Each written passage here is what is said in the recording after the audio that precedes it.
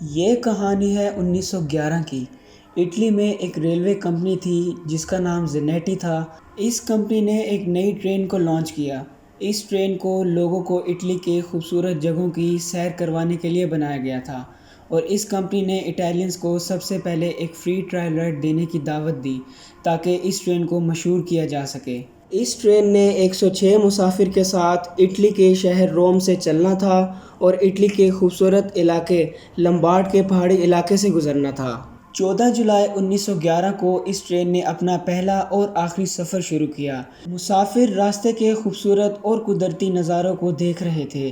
ایسا ہی ایک خوبصورت نظارہ جس کا سب لوگوں کو انتظار تھا، وہ تھی ایک نئی ٹنل جو کہ ایک لمبارڈی کے پہاڑ کے اندر سے گزرتی تھی۔ یہ ٹنل اس ٹائم کی سب سے بڑی ٹنل بنائی گئی تھی، اور یہی وہ جگہ ہے جہاں سے کہانی کا آغاز ہوتا ہے۔ ٹرین لمبارڈی پہاڑ کے ٹنل میں داخل ہوئی اور کبھی باہر نہیں آئی اور ہمیشہ کے لیے غائب ہو گئی۔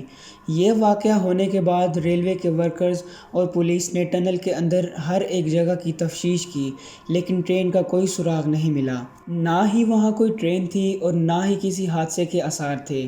یہ ٹنل بس ایک لمبی ٹیوب کی طرح تھی اور دوسری طرف جانے کے سوا اس میں کوئی اور راستہ نہیں تھا۔ اس پورے واقعے میں حیرت انگیز بات یہ ہوئی کہ حادثے کے بعد 2 ایسے مسافر ملے جو ٹنل میں داخل ہونے سے پہلے ہی ٹرین سے چھلانگ لگا چکے تھے۔ وہ دونوں پیسنجرز بہت ہی زیادہ ڈرے ہوئے تھے اور انہوں نے جو کہانی بتائی وہ بہت ہی عجیب تھی۔ انہوں نے بتایا کہ جیسے ہی ٹرین ٹنل کے اندر داخل ہونے لگی تو اچانک باہر سے سفید رنگ کا دھواں ٹرین کے اندر داخل ہونا شروع ہو گیا، اور یہ دھواں بہت ہی سفید اور گہرا تھا۔ ان دونوں نے ڈر کی وجہ سے ٹرین سے چھلانگ لگا دی اور انہوں نے دیکھا کہ ان کی آنکھوں کے سامنے ٹرین اس دھوئیں میں غائب ہو گئی۔ ان دونوں میں سے ایک سروائیور نے ایک اٹالین نیوز پیپر میں اس انسیڈنٹ کے بارے میں بتایا کہ ٹنل میں داخل ہونے سے پہلے اس نے عجیب قسم کی خوفناک آوازوں کو سنا، اور اس نے دیکھا کہ ٹنل میں سے دودھ کی طرح سفید دھواں نکل رہا ہے، اور اس دھوئیں نے ایک لہر کی طرح ٹرین کو نگل لیا۔ اس نے بتایا کہ وہ بہت ڈر گیا اور خوف میں آ کر میں نے ٹرین سے چھلانگ لگا دی، اور میری نظر دوسرے مسافر پر پڑی جس نے میرے ساتھ ہی چھلانگ لگائی۔ ہم دونوں زمین پر بہت زور سے گرے، اور یہی وہ آخری بات ہے جو مجھے یاد ہے۔ اس واقعے نے اٹلی میں اتنا خوف پھیلا دیا اور لوگوں نے ٹرین پر سفر کرنا چھوڑ دیا۔ اسی وجہ سے اس ٹنل کو بند کر دیا گیا۔ ورلڈ وار 2 کے دوران اس ٹنل پر گولہ باری ہوئی اور یہ ہمیشہ کے لیے بند ہو گئی۔ یہ کہانی یہاں پر ہی ختم نہیں ہوتی۔ 29 سال کے بعد میکسیکو میں بہت عجیب ہوا۔ بتایا جاتا ہے کہ میکسیکو میں ایک سائیکیٹرسٹ نے اپنے نوٹس میں کچھ ایسا لکھا جس نے سب کو حیران کر دیا۔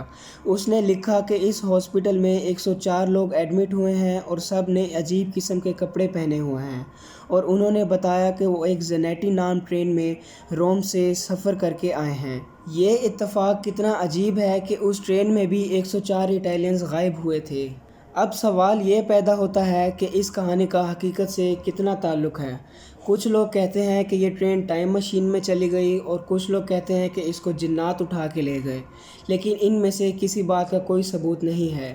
یہ بھی ہو سکتا ہے کہ ٹرین پہاڑ کے نیچے گر گئی ہو اور 1911 میں ٹیکنالوجی نہ ہونے کی وجہ سے اس ٹرین کو صحیح سے نہ ڈھونڈا جا سکا ہو، اور ہمیں اس واقعے کا کوئی خاص ریکارڈ نہیں ملتا۔ بتایا جاتا ہے کہ اس واقعے کو دبا دیا گیا تھا تاکہ لوگ اس سے ڈر کر ٹرین پر سفر کرنا نہ چھوڑیں۔